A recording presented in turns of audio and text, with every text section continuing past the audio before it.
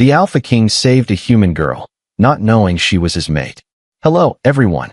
On the coldest night Black Pine had seen in years, a woman's cry vanished beneath the thunder, and the most powerful wolf in Northreach turned toward a sound no one else had heard.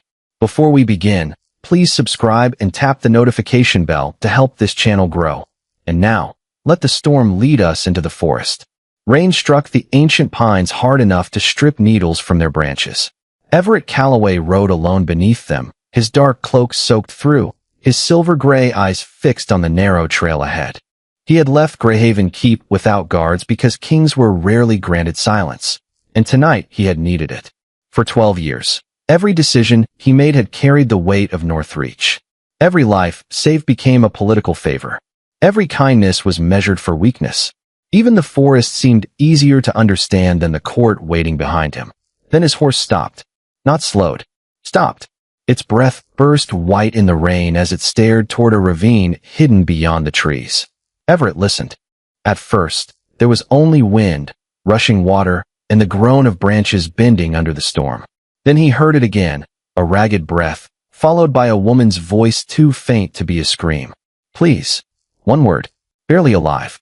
Everett dismounted and moved toward the sound, boots sinking into mud. The slope dropped sharply beyond a broken ridge, where a young woman lay pinned beneath the splintered trunk of a fallen pine. Her dress was torn at the hem, her hands scraped raw, and wet strands of dark blonde hair clung to her pale face. Blood marked one temple, but her light green eyes remained open, watching, measuring him, refusing to surrender. She was human. The scent was unmistakable. Human blood. Human fear.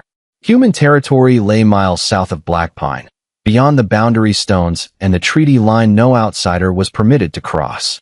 Everett's jaw tightened. Bringing her deeper into Northreach could provoke the council. Leaving her here would mean death. A branch snapped somewhere uphill. The woman flinched before Everett did. They're still coming, she whispered. He turned. 2 lanterns moved between the trees, accompanied by men's voices. She can't have gone far. Owen wants her alive. The woman's fingers closed around something beneath her collar. Everett caught a glimpse of old silver shaped like a crescent moon before she hid it in her palm. Who are they, he asked. Men I trusted once. Her answer carried no drama, only exhaustion, which made it worse. Everett crouched beside the fallen trunk. What is your name? She hesitated, as though even that had become dangerous to give away. Clara Whitmore. Clara, when I lift this, you crawl toward me. Her eyes moved over his broad shoulders, the scar along his left cheek, and the controlled stillness that belonged to something far more dangerous than an ordinary traveler. You can't lift it. You don't need to believe I can. He placed both hands beneath the soaked wood. You only need to move. The approaching lanterns grew brighter. Clara tried to push herself up, but pain stole the color from her face. Everett drew one slow breath. The wolf inside him pressed against his skin, powerful and impatient, yet he kept the change buried. Revealing himself to a human would create another problem, and she already had enough of those. The trunk rose with a wet crack of roots and bark. Clara stared, shock breaking through her fear, but she obeyed. She dragged herself free, and Everett caught her before she struck the ground. For one suspended moment, she rested against his chest, trembling from cold and pain. Something inside him went unnaturally still. Not recognition. Not yet. Only a quiet, inexplicable refusal to let anyone take her. The lanterns reached the ridge. Step away from her, one of the men shouted. Everett lifted Clara into his arms. She weighed almost nothing, yet she held herself rigid, as if accepting help cost more than enduring pain. Where are you taking me? She whispered. He looked toward the hidden road leading north, toward Greyhaven, its laws, and every consequence waiting there. Somewhere they cannot reach you. Behind them, the men began descending. Ahead, the gates of a kingdom forbidden to humans waited in the storm. Clara did not know the stranger carrying her was its king, and Everett did not yet understand why the thought of losing her already felt like grief. Clara woke to the scent of cedar smoke and bitter herbs, with pain pulsing beneath her ribs and a ceiling of dark wooden beams above her. For several seconds, she could not remember where she was.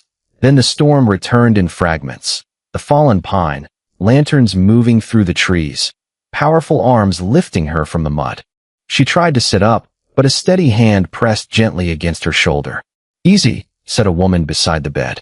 She was middle-aged, with auburn hair threaded with silver and hazel eyes that missed very little. "You have bruised ribs, a deep cut near your temple, and an ankle that needs rest. None of those improve when the patient tries to escape before breakfast." Clara's hand moved immediately to her throat. The crescent pendant was still there. Relief loosened something inside her. "Where am I?" "Greyhaven Keep." The name struck harder than the pain. Clara had heard stories about Greyhaven since childhood. Stone walls above the clouds, wolves who guarded their borders with blood, a ruler who showed no mercy to trespassers. She pulled the blanket closer. "Northreach." "Yes." The woman dipped a cloth into a basin. "I'm Dr. Helena Brooks, royal healer." "Royal." Clara's gaze snapped toward the closed door. "The man who brought me here. Who was he?" Helena paused only long enough for Clara to notice. "Someone who found you before the forest finished what those men began." It was not an answer, but Clara was too tired to force one. Outside the room, boots crossed the corridor, followed by low voices. One belonged to Everett. She recognized its controlled depth immediately. "A human cannot remain inside the keep," another man said. "The council will demand removal before sundown."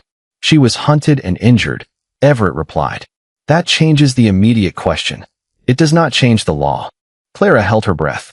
The stranger from the forest spoke with the authority of someone accustomed to being obeyed, yet the second voice challenged him as an equal. Helena wrung out the cloth. "Do not mistake argument for danger," she said softly. "Greyhaven has many people who fear what they do not understand, and some who simply want me gone." Helena met her eyes. "That too." The door opened, and Everett entered with a broad-shouldered man whose ash-brown hair was cut close at the sides. The newcomer's expression was not cruel, but caution had hardened it. "Clara Whitmore," Everett said, as though confirming the name still belonged to her. "This is Mason Greer. He oversees security here. Not Royal Beta. Not the king's closest advisor. Only enough truth to keep her from asking the next question." Mason studied her with dark blue eyes. "The men who followed you crossed 2 boundary markers. That suggests planning. We need to know why." Clara looked from him to Everett. Her trust was too new to survive pressure. "I told them what matters. They wanted to take me back." "For what?" Mason asked. "That is not a question she has to answer while fevered," Everett said. The quiet warning in his tone ended the exchange. Mason's jaw tightened, but he stepped back. Clara noticed then that Everett's left hand was bandaged across the palm, bark having torn the skin when he lifted the tree. Guilt pricked her. He had been hurt because of her, yet he stood as though pain were beneath acknowledgement. Before she could speak, a crash sounded in the hallway. A young messenger stumbled through the doorway carrying a tray, then froze at the sight of Everett. A shard of broken cup had opened his forearm. Blood ran quickly over his wrist. "I'm sorry, sir," he stammered. Clara moved before anyone could stop her. She swung her legs from the bed, ignored Helena's protest, and reached for the clean linen beside the basin. "Press here," she told the boy, guiding his hand above the cut. "Not on the wound. Above it." The messenger obeyed, startled. "What's your name?" "Rowan Bell." "Rowan, keep looking at me. You're going to be fine." Her voice softened, and the boy's breathing settled. Clara crushed a pinch of dried yarrow from Helena's table, packed it carefully against the cut, then wrapped the arm with practiced hands. When she finished, the room had gone still. Mason's suspicion remained, but something in it had shifted. Helena watched with open interest. Everett said nothing at all. Clara looked up and found his silver-gray eyes fixed on her, not with gratitude, but with a strange intensity that made the space between them feel smaller. Then Mason spoke from the doorway. "The council has gathered." Everett's face closed at once. "Keep her here." Clara heard the command, but also the protection beneath it. As the men left, Rowan whispered, "You really don't know who saved you, do you?" Rowan hesitated until Everett and Mason disappeared around the bend, then lowered his voice to little more than a whisper. "The man who carried you out of Blackpine." He glanced nervously toward the hallway before finishing. "He isn't just any traveler. He's King Everett Calloway." Clara stared at him, certain she had misunderstood. "The Alpha King?" Rowan nodded once. "Please don't tell anyone I said it." The room seemed to shrink around her. Every tale she had heard growing up returned at once. Stories of a ruler who guarded his borders without mercy, whose judgment was colder than mountain stone. Yet none of those stories matched the man who had lifted a tree with his bare hands, sheltered a stranger, and stopped another man from questioning her while she was barely conscious. Helena quietly closed the medicine cabinet. Legends often survive because they're repeated, she said. Truth usually speaks much more softly. Clara looked toward the window, overlooking towering gray walls wrapped in morning mist. Why didn't he tell me? Perhaps because titles make honest conversations difficult. Before Clara could answer, a deep bell echoed through Greyhaven Keep, followed by the distant murmur of many voices gathering below. The council meeting had begun. Inside the great chamber, Everett stood before a semicircle of elders seated beneath carved wolf banners. Counselor Conrad Pike rested both hands upon his cane, his pale eyes fixed on the king. A human crossed our sacred boundary, Conrad declared. Regardless of circumstance, she cannot remain here. Several council members murmured in agreement. Everett remained composed. She entered while fleeing armed pursuers. She was gravely injured. Compassion does not erase law, Conrad replied. Today it is one frightened woman. Tomorrow every treaty becomes meaningless. Across the chamber, a graceful woman with platinum blonde hair rose from her chair. Lydia Ashford's smile never reached her icy blue eyes. Your Majesty, no one questions your generosity. But appearances matter. Rumors are already spreading through the keep. Soldiers are asking why a human receives protection reserved for honored guests. Everett met her gaze without emotion. She has received medical care. Nothing more. Lydia inclined her head politely, though disappointment flickered across her face. Then proving your impartiality should be simple. Silence settled over the chamber. Everett understood exactly what she meant. If Clara left immediately, no one could accuse him of favoring an outsider. If she stayed, every decision afterward would be questioned. Meanwhile, Clara sat quietly beside Helena's hearth, unable to stop replaying every conversation she had shared with Everett. His careful answers now made sense.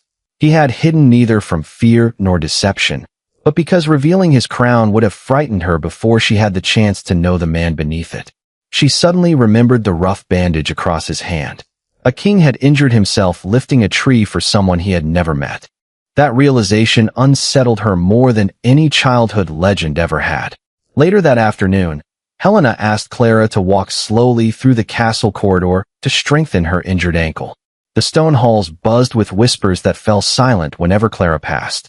Some faces showed curiosity. Others barely concealed disdain. She lowered her eyes until she reached an open courtyard where cool mountain air replaced the weight of watchful stares. Everett stood alone near an ancient fountain, studying maps spread across a stone table. He looked up as her footsteps approached. You should still be resting, he said. So should you, Clara answered before she could stop herself, glancing toward the healing cut across his palm. A faint smile almost appeared before disappearing again. Helena talks too much. She hardly says anything. For the first time, a hint of warmth reached his eyes. The distance between king and stranger seemed to soften. Clara stepped closer, searching for words that felt equal to what he had done. Thank you for saving me. Everett folded the map. Anyone deserving of life should have been helped. Not everyone believes that. His expression grew thoughtful. No, they don't. A sudden gust swept through the courtyard, carrying the scent of rain and pine. Clara instinctively steadied herself as dizziness returned. Everett reached out without thinking, his fingers closing gently around her wrist to keep her from stumbling. The moment his skin touched the small crescent-shaped scar inside her wrist, an unfamiliar current flashed through him like silent lightning. His heartbeat stumbled. Clara felt it too, a brief wave of warmth racing beneath her skin before vanishing as quickly as it had come. Both stepped back at once, startled by something neither could explain. Everett's eyes lingered on the faded mark for a heartbeat longer than they should have. Before either of them could speak, Mason hurried into the courtyard with urgency written across his face. Your Majesty, he said quietly, the council has reached its decision, and they expect you to announce it before sunset. Everett entered the great hall before sunset, where every noble house of Northreach had assembled beneath towering wolf banners. Clara remained in Helena's care, unaware that her future was being decided only a few stone walls away. Counselor Conrad Pike stepped into the center of the chamber first. "Your Majesty," he declared, "the council has reached its verdict. The human woman must leave Greyhaven before tomorrow's dawn. The law has protected this kingdom for generations because no king has ever placed personal judgment above it." Quiet approval spread through the hall. Lydia Ashford stood with perfect composure, her hands folded gracefully, though expectation flickered behind her calm expression. Everett remained silent long enough for every eye to settle on him. "The law exists to protect innocent lives," he finally answered, "not to abandon them when they need protection most." Conrad's voice hardened. "She has recovered. Escort her beyond our border, and Northreach remains stable." Everett looked around the chamber, recognizing the faces of wolves who had followed his family for decades. Many were not cruel. They were simply afraid that one exception would become a dangerous precedent. He also understood something they did not. Clara would not be walking toward freedom. She would be walking back into the hands of men who had already hunted her through Blackpine. In that quiet realization, Everett knew there was no path that would preserve both the law and his conscience. If he obeyed the council, he would betray the very values the crown was meant to defend. If he refused, he would divide his kingdom and invite opposition that could not easily be undone. Once he spoke, there would be no returning to the careful distance he had tried to maintain since bringing Clara into Greyhaven. He lifted his head. "Clara Whitmore will remain under my protection until she can leave in complete safety. That is my judgment as your king." A wave of shocked whispers rolled through the chamber. Conrad's face darkened immediately. Lydia lowered her eyes, understanding that Everett had chosen compassion over political certainty. The decision could not be withdrawn without destroying his own authority. The kingdom had crossed a line from which neither its ruler nor Clara could return. By evening, word had reached every corridor of Greyhaven. Servants stopped talking whenever Clara appeared. Some guards watched her with curiosity, while others openly questioned why an outsider deserved the king's protection.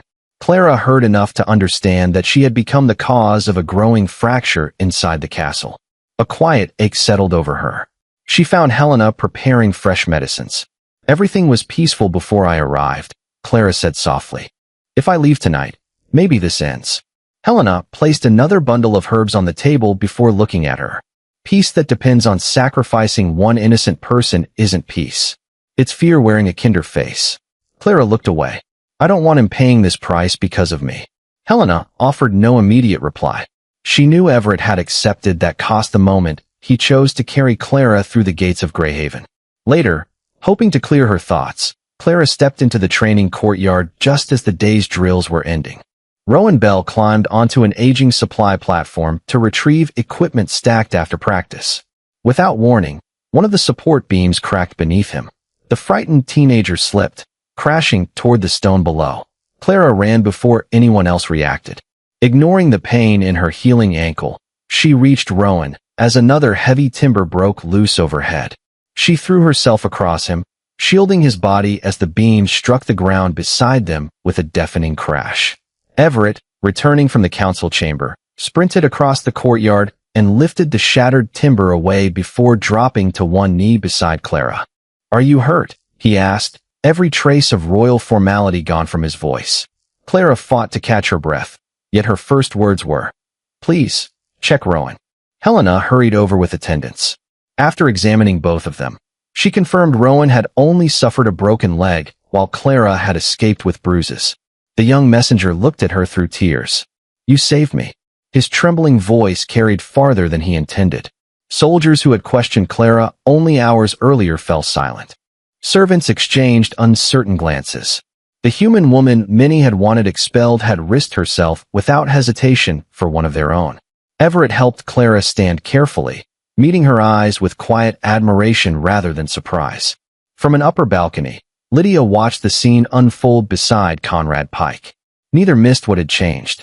Clara was no longer merely a stranger under the king's protection. She had become someone the people themselves had begun to respect. At that very moment, a lone rider galloped through the outer gate carrying an urgent message from the southern border. Mason broke the seal, read only the opening lines, and immediately sought Everett. "Your Majesty," he said in a low voice. A man named Owen Whitmore has arrived, and he insists Clara belongs to him. The following morning, a cold mist settled over Greyhaven as though the mountains themselves were holding their breath. Everett stood beside Mason at the outer gate, while a single rider waited beyond the boundary stones. The visitor wore expensive traveling clothes stained by dust rather than hardship, and the confidence in his posture suggested he believed the law stood firmly on his side. "I am Owen Whitmore," he announced. "I've come to retrieve my cousin."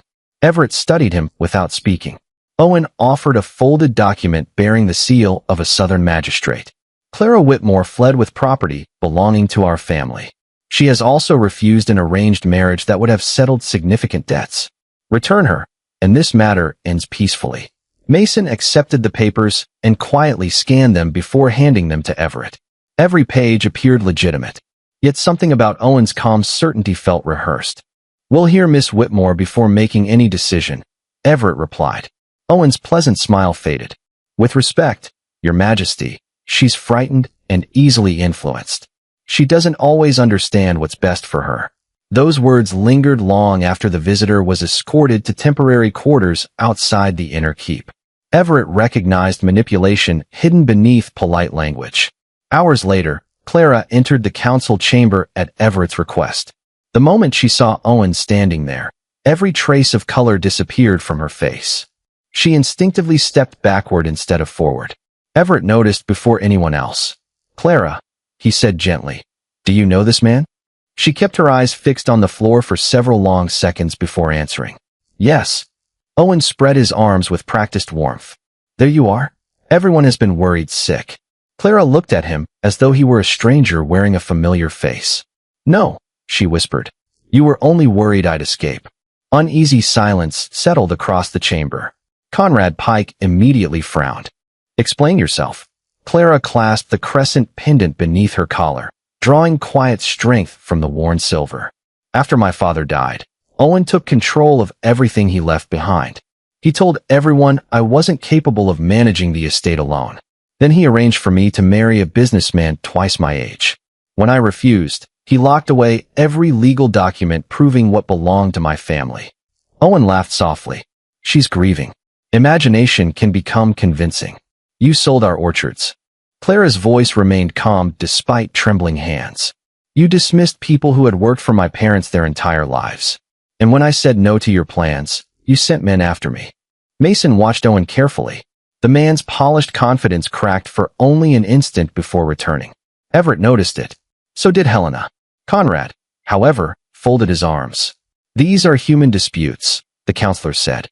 "Northreach cannot become a court for every inheritance disagreement beyond our borders." Everett slowly rose from his chair. "No, but Northreach will not deliver an injured woman into the custody of someone she reasonably fears." Owen's patience vanished. "She belongs with her family." Clara finally lifted her head. "My family died years ago." The quiet honesty in those words carried through the hall more powerfully than any accusation. Even several council members lowered their eyes. Everett looked toward Clara and saw not weakness but remarkable endurance. She had survived betrayal without allowing bitterness to erase her kindness. She had risked herself for Rowan despite knowing she might never be accepted. She had never once asked him for privilege, only safety. In that moment, the choice before him became painfully simple. He could preserve political comfort or protect an innocent life. "My judgment is final," Everett declared. "Clara Whitmore remains under my protection until this matter is fully investigated." Gasps echoed around the chamber. Conrad's face hardened with unmistakable anger. Lydia remained perfectly still, though disappointment flashed behind her composed expression. Owen's eyes darkened with open resentment. By refusing to surrender Clara, Everett had done far more than defy a demanding relative. He had openly challenged both the council's expectations and the easiest path toward peace. There would be consequences for every person in the room. As Clara left the chamber beside Helena, her trembling fingers brushed the old crescent pendant once again. Helena's attention lingered on the unusual engraving hidden beneath years of wear. Something about the symbol stirred a distant memory she could not yet place, and before the day was over, she quietly resolved to search the oldest records preserved beneath Greyhaven Keep. Greyhaven seemed quieter after Everett's ruling, yet the silence carried more tension than peace. Every servant lowered their voice when Clara passed. Every guard watched the gates a little longer. The decision to protect one human woman had divided the kingdom in ways no battle ever had. Helena spent most of the afternoon inside the castle archives buried beneath the oldest tower, where shelves of weathered journals stretched into the shadows. She carried Clara's crescent pendant wrapped carefully in linen, unable to dismiss the uneasy feeling it had stirred. At first, every record appeared unrelated. Then, inside a faded volume chronicling forgotten alliances, she found the same crescent carved beside the name of an ancient guardian bloodline that had vanished decades earlier. According to the account, the family possessed an extraordinary gift. Their children could be hidden from supernatural senses through a protective enchantment passed from mother to child. The blessing concealed not only their true scent, but even bonds that fate itself might one day awaken. Helena closed the journal slowly. She finally understood why nothing about Clara had felt entirely ordinary. The answer, however, raised even greater questions. If Clara's mother had belonged to that bloodline, someone had gone to remarkable lengths to ensure the young woman would grow up believing she was nothing more than human. Helena returned to her chambers carrying both the journal and the pendant.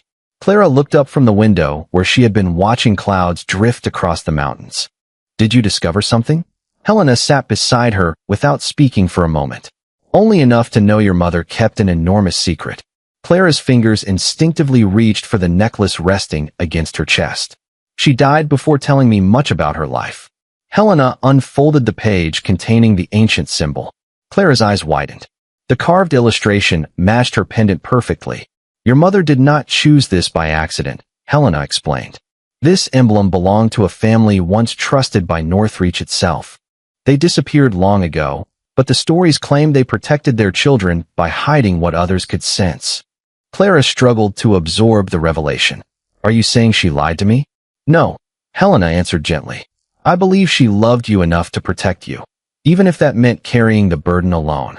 Across the keep, Everett stood on the western wall overlooking Blackpine Forest while Mason joined him. "The council is losing patience," Mason admitted.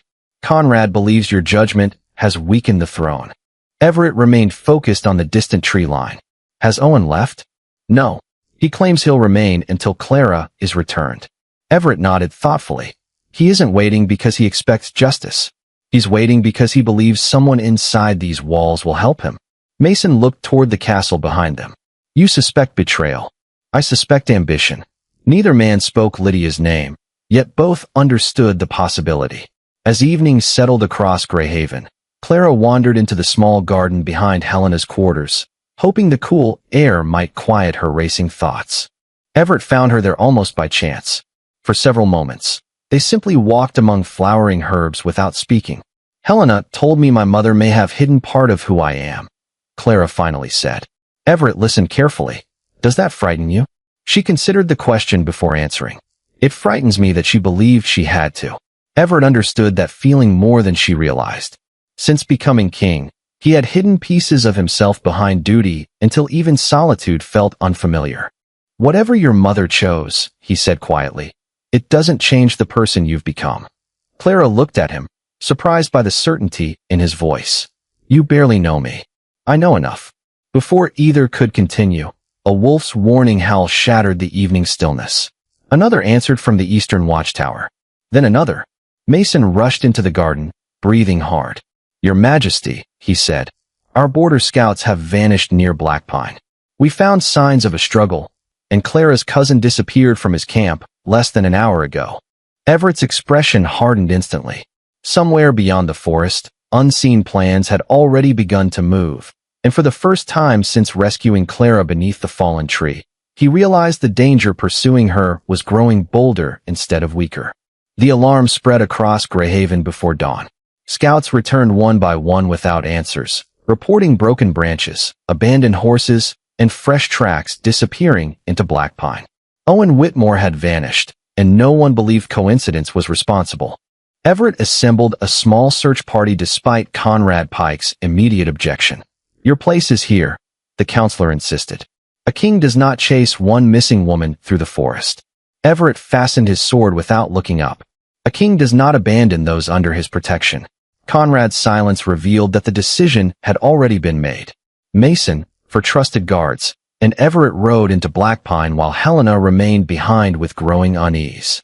Before leaving, Everett had quietly instructed her to keep Clara inside Greyhaven. Yet by the time Helena reached Clara's room, the window stood open. Clara had found Rowan waiting outside with a frightened expression. One of the surviving scouts had whispered that a woman matching her description had been seen near the old river crossing. Clara immediately understood the trap. Owen was no longer searching for Northreach's borders. He was searching for her. If she remained hidden, others would continue risking their lives. Ignoring Helena's protests, she slipped through a lesser gate and followed the narrow trail toward the river alone. Hours later, deep within the forest, Everett found unmistakable signs of struggle. A torn piece of Clara's blue cloak hung from a thorn bush. Nearby, Mason knelt beside fresh footprints. "She came willingly," he said quietly. No signs of a fight until farther ahead. Everett's chest tightened. Clara had chosen to face the danger herself. They pressed forward until angry voices echoed through the trees. In a clearing surrounded by towering pines, Owen stood with 3 hired hunters. Clara faced them alone, refusing to retreat despite the fear visible in her eyes. "Come home," Owen demanded. "Everything can still return to the way it was." Clara slowly shook her head. There was never a home left to return to. Owen's patience collapsed. "You belong where I decide." "No," Clara answered. "You only convinced me of that because I was too afraid to believe otherwise." He signaled the men beside him. They advanced. Before they reached her, Everett stepped into the clearing. "She isn't alone anymore." Every hunter froze. Owen stared at the Alpha King with open disbelief. "This is a human family matter." Everett's voice remained calm. "Not while violence is your answer." The confrontation dissolved into chaos. The hired men attacked together, hoping numbers would prevail. Everett shifted with breathtaking speed, the enormous black wolf bursting free beneath the trees. His silver eyes burned with unmistakable authority as he drove the attackers back without killing them. Mason and the guards restrained 2 of the men, while the 3rd fled into the forest. Owen stumbled backward, panic replacing arrogance.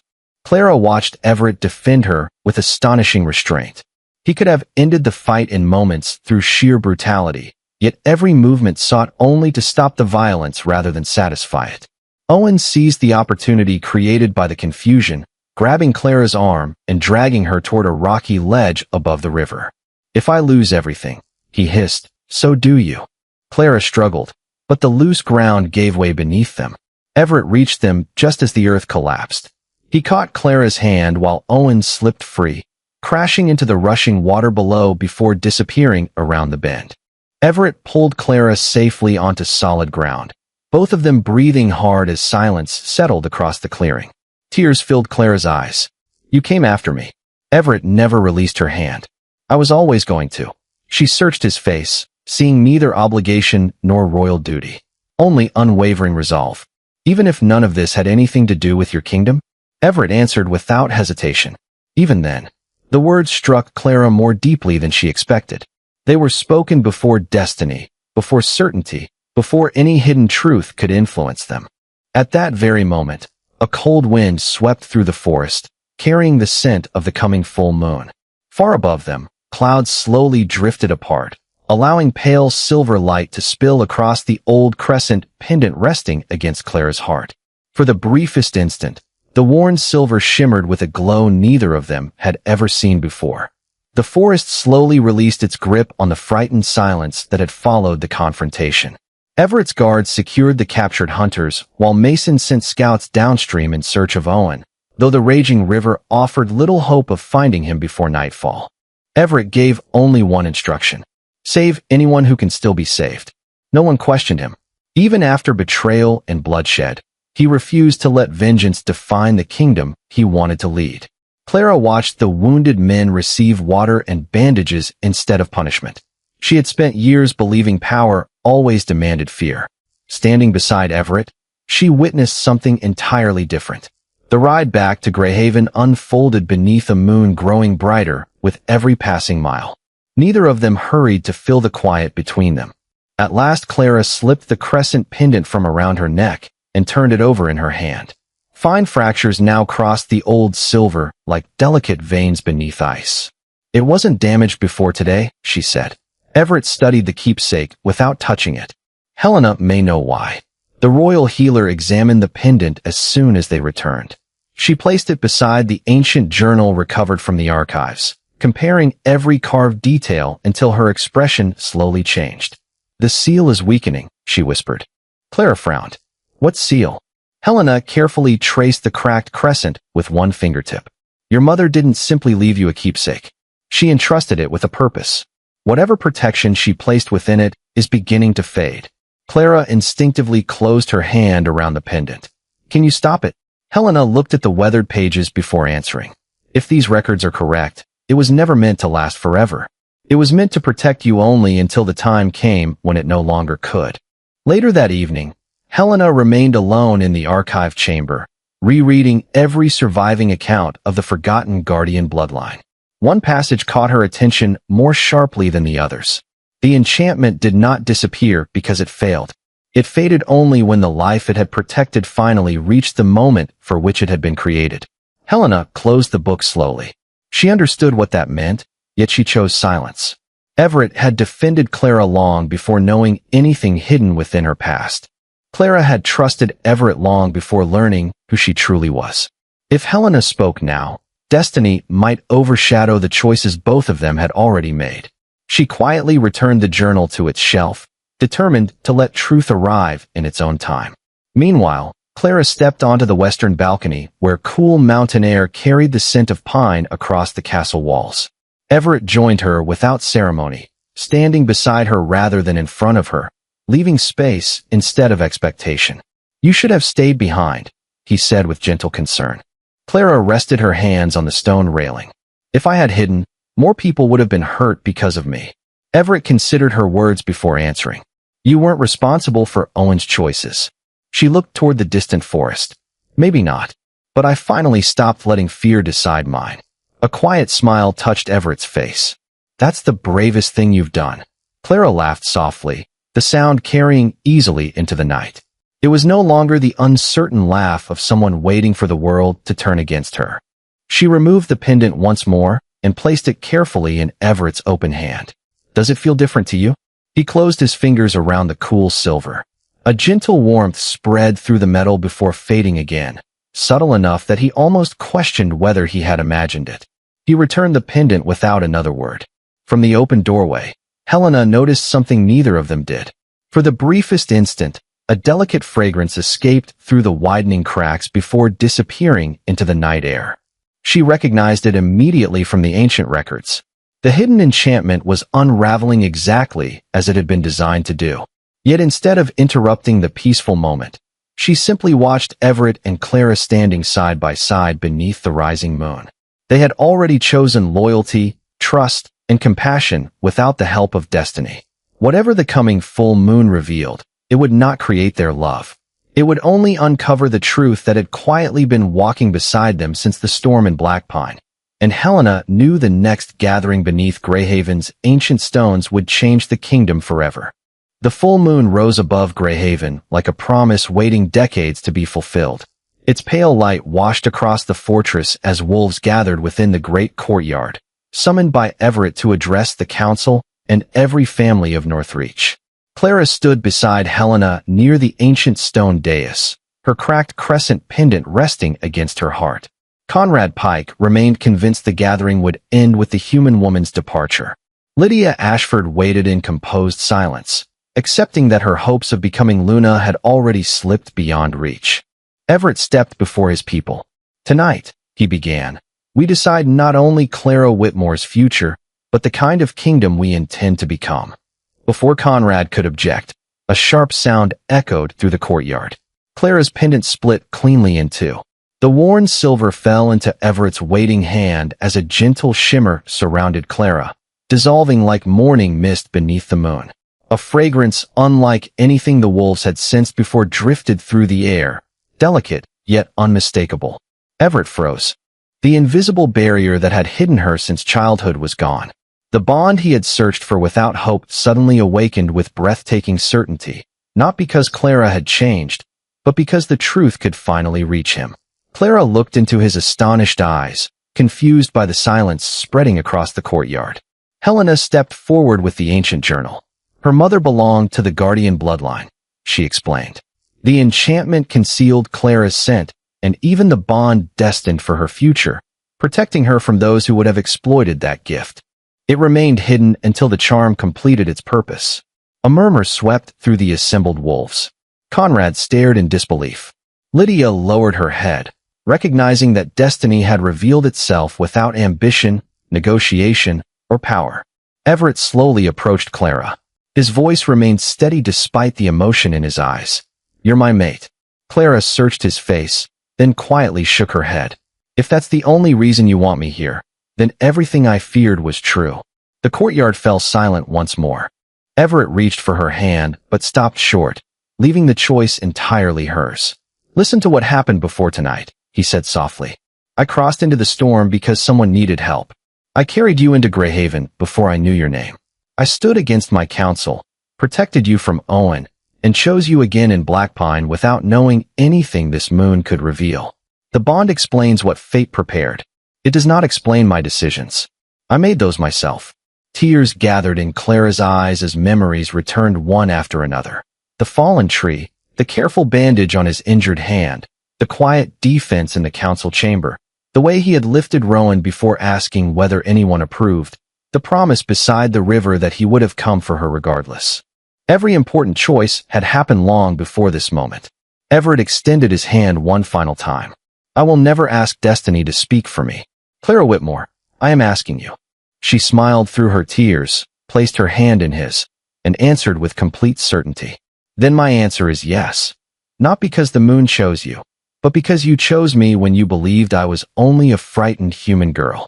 The bond settled between them with quiet warmth instead of blinding force, as though it had been waiting patiently for two hearts already moving toward one another. Conrad bowed his head, stripped of every argument. After a long silence, Everett turned to face the assembled council instead of celebrating his own happiness. "Tonight has revealed more than my mate," he said. "It has revealed the weakness in the law we have trusted for generations. A border should protect the innocent from danger, not prevent the innocent from finding safety. Northreach will never again confuse fear with justice." No one answered immediately. One by one, the council members lowered their heads in agreement. Even Conrad offered a slow, respectful nod. The ancient law would remain, but from that night forward, it would be judged through compassion before suspicion. Lydia stepped forward, offering Clara a sincere smile and a respectful bow before quietly leaving the dais. There was no bitterness in her expression, only acceptance that love and destiny could never be won through ambition alone. In the weeks that followed, Owen's surviving accomplices confessed every scheme, restoring Clara's inheritance and clearing her family name. Rowan began training with the Royal Guard, determined to become the kind of protector he had witnessed in both Clara and Everett. Peace slowly returned to Greyhaven, stronger than before because it had been built upon mercy rather than fear. As spring reached Blackpine, Everett and Clara often returned to the place where the fallen tree had once trapped her. The broken trunk had long since become part of the forest floor, and wildflowers now covered the ground where rain and despair had nearly claimed her life. Everett looked around quietly before taking Clara's hand. The place that had almost become her grave had gently become the place where both of them found home. Together they stood beneath the same towering pines where everything had begun, no longer divided by fear, law, or hidden truths. They understood that the greatest miracle had never been the mate bond revealed beneath the full moon. It had been one simple act of compassion offered without expectation on the darkest night of the year. Love had followed only because kindness came first. And that was the story Northreach would remember long after legends faded. That its Alpha King had saved a human girl long before either of them knew she was the one he had been waiting for all along.